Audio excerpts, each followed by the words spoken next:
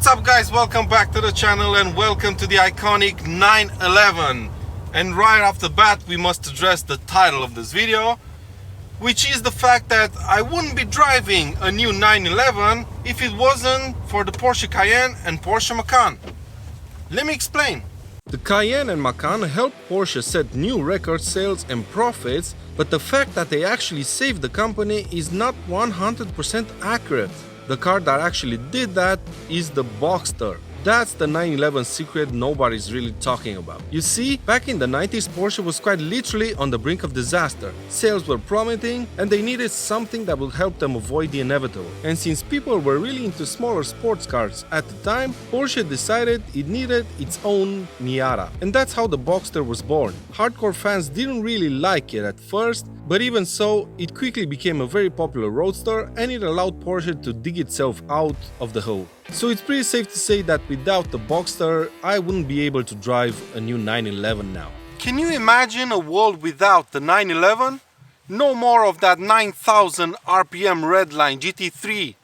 Gone would be the supercar that is the GT2, and we would no longer get the fantastic Cayman GT4. This is my all-time favorite car, and if I had all the money in the world available right now, the first car I'd go and buy would be a manual 991.2 GT3. The car I'm driving today is the Carrera S rear-wheel drive version, the most powerful 992 911 you can buy at the moment. It's painted in this gorgeous gentian blue metallic color. It rides on these beautiful Carrera classic wheels, 21-inch at the back, 20s at the front, and among others, it features the new 8-speed Pdk transmission and the Sport Chrono Pack that adds a few sportier details and makes the car slightly faster. Over the years, this car has grown quite a lot, so I guess it's kind of safe to say that this isn't really a light and nimble sports car. You can definitely feel its size and its weight, but thanks to that 450 horsepower engine at the back, this car is freaking fast. It's got a 3-liter twin-turbo flat-6 engine at the back. It makes 450 horsepower, like I said, 530 newton meters of torque, and it can take this 1.5-ton 911 to 100 kilometers per hour from standstill in 3.5 seconds with the Sport Chrono Pack. 3.5 seconds in a Carrera S. That's very close to what the Ferrari 458 Italia used to do back in the day. Supercar territory. Now, based on the figures of this car, can you imagine what the new GT3 or GT3 RS can do? I have to say that I'm a bit disappointed with how the exhaust of this car sounds like. It's pretty bland, to be honest with you.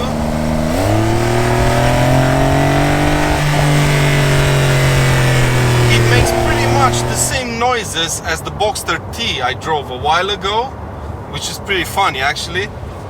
But on the inside, you get a lot more of the engine noise, and just listen to how this car sounds like when you floor it.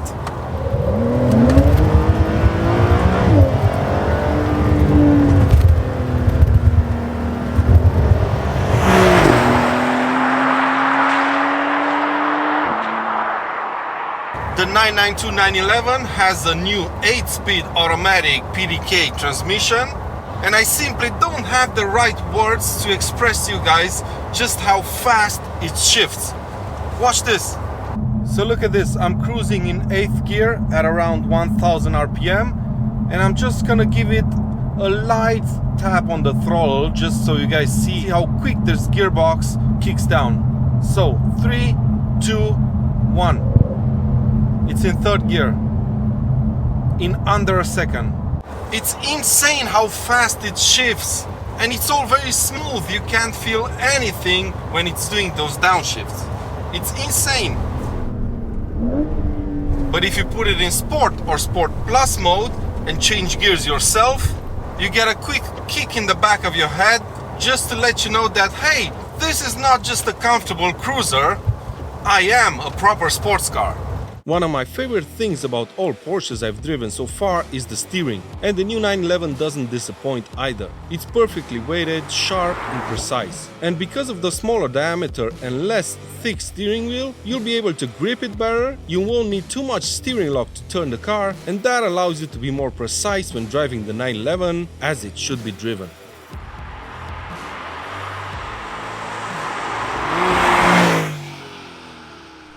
The interior is absolutely gorgeous, just look at this.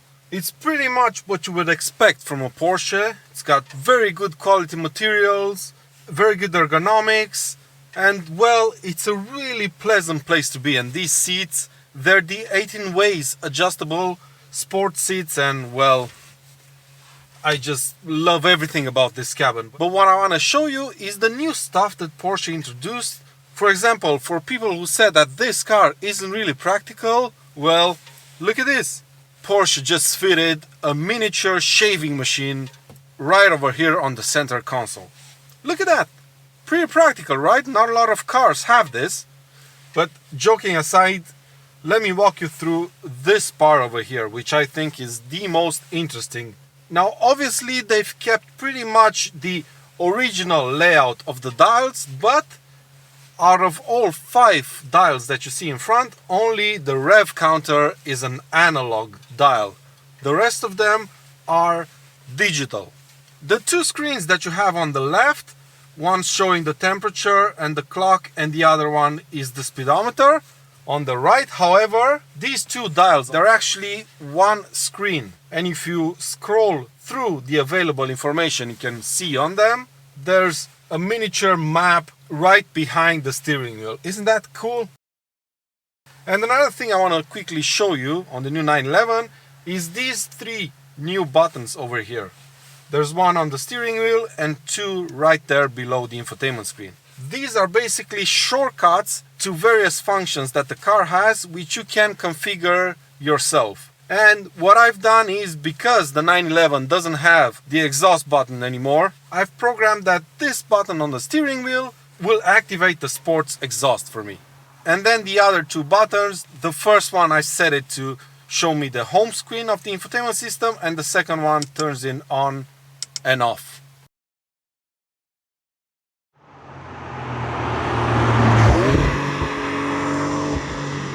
To match that lovely interior, you need a comfortable and refined car, and that's when the suspension of the 992 comes into play. It's excellent and nothing upsets it. Potholes, cracks in the asphalt, uneven surfaces, it handles them beautifully, even in Sport Plus mode. I'm always amazed by how Porsche's engineers manage to set up these cars. The ride is firm, don't get me wrong, but it's very supple. The way this car handles corners is something else. It's flat through the bends, it's got tons of grip and very little understeer. And the balance is so good that you can only tell this car has a rear-mounted engine when you take it to the very limit. And I just love the perseverance of Porsche's engineers. I mean, in today's world, most manufacturers gave up on this rear engine layout, but Porsche stuck with it, perfected it, and made it a signature of one of the most iconic sports cars in the world.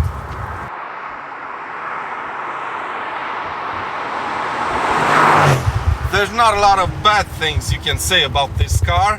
I personally don't really like the frunk, because if you want to open it, you either have to open the door and press a button, or you have to have the car's key with you all the time.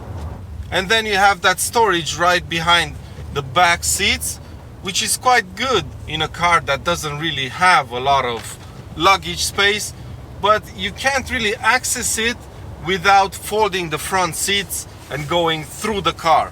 I wish the car would have a hatchback there so you can access it easily. Let me see what else. Well, not much actually. It's pretty freaking perfect in my eyes. And it really has to be, considering the amount of money you have to pay for one. But that's been it for this video, my friends. I really hope you've enjoyed it. Please give it a thumbs up if you have. Thank you, Porsche Sweden, for lending me this new 911. Thank you guys for watching, and until next time, take good care of yourselves, and I'll see you around.